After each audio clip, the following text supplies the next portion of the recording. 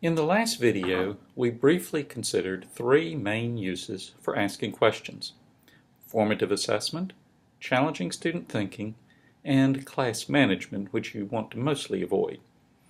In this video, let's think about how we can call on students to answer questions. Most often, we ask a question, some students raise their hands, and we call on someone whose hand is raised. Sometimes it's the first one raised, but not always. Now, one positive aspect of this is that it gives students some choice as to whether they feel confident to answer. You know that you have some students who might be reluctant to speak out because they lack confidence, and you don't want to pressure them. If they raise their hand, it's an indication they're ready to answer and they want to answer. But a major problem with doing this consistently is that you always have a few students whose hands go up immediately, and a lot of students who just sit there. If you just call on the ones with raised hands, you never hear from the others.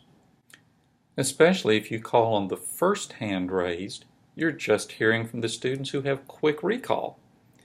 There are other students who might know the answer, but who might take a second or two to recall it, and you're leaving them behind. So if this is all you do, you ask questions and you just call on students who raise their hands, you're actually allowing some students to remain disengaged simply by not raising their hands. Or you might ask students questions in some type of order. Maybe you go right down the rows, maybe you go straight down your roll book. This way you know you'll hear from everyone. But look what's happening here. When you do this, the only one who thinks about the question at all is whoever's next on the row or next in the alphabet. Johnny, who sits in the middle of the third row, knows you won't get to him until you finish the first two rows and the half of his row. So he really doesn't need to listen at all. And then once you do call on Johnny, he knows he's off the hook until you get all the way around the class and work your way back to him again. He could mentally shut down until then. So this is really not effective.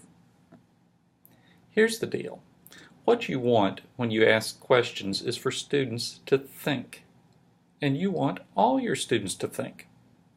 Whether you're asking questions as formative assessment or to stimulate them to deeper thinking, you want all the students to hear the question, and you want them all to recall or think about the answer. You see, the process of bringing information from their long-term memory into their working memory actually helps students remember information more, even if they don't verbalize the answer. So when you ask all the students what the capital of Georgia is, and they all think Atlanta, even if you just ask Mary to answer, all the students have mentally processed that answer and so have made it more firm in their memory. However, if you just call on raised hands and the students know that's what you do, you can ask a question and most students won't even process the answer. Their hand isn't raised, so they know you won't call on them. If you go by the first hand raised, the students with slower recall get their thinking process interrupted and never actually dredge the answer out of their memory. And it's even worse if you just go in some type of predictable order.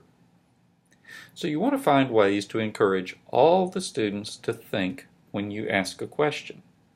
So how can you do that? A key is randomness. If students can't predict who you'll call on, it's more likely they will all think about the answer.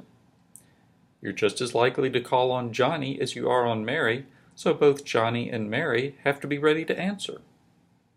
But how can you do this? You might think that you'll just naturally, randomly call on them. But the truth is, we all tend to focus on something or some area of the room, and we tend to emphasize that. It's unconscious, but it happens.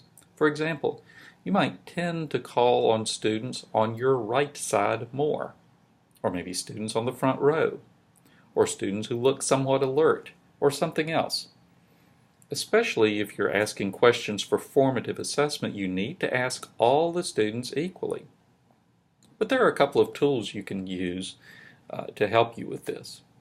One popular method is using Popsicle Sticks or something similar. You have each student's name on a stick, and when you ask a question, you reach in the jar, pull out a name, and call on that student. A more high-tech way is to use an app on your phone. There are several free ones available. I use one called Name Selector. You first enter the names of your students into it. Then, when you want to call on a student, tap a button and it displays one at random. Now, here's something to think about. When you call on a student, do you put his name back in the jar, or do you keep it out until you've called on everyone? You can do it either way. If you go through the entire list of students before repeating, you're making sure you hear from everyone. But that also means that if you call on Johnny first, he knows he's not going to get called on again until you get through the whole list, and he can just coast. If you put the name back in the jar, or with the apps you can do the same thing, it'll allow you to call on repeats, then no one knows at any time if they might be called on. You might not get around to everyone during a class though that way. So it's just something to think about. Now at times you might want to ask specific students specific questions. For example, you know Johnny typically doesn't read his literature text for homework, so the next day you ask him questions about the text in class to try to get him to do his homework next time. You're kind of pinning him down about it. I had a Greek professor in seminary who did that.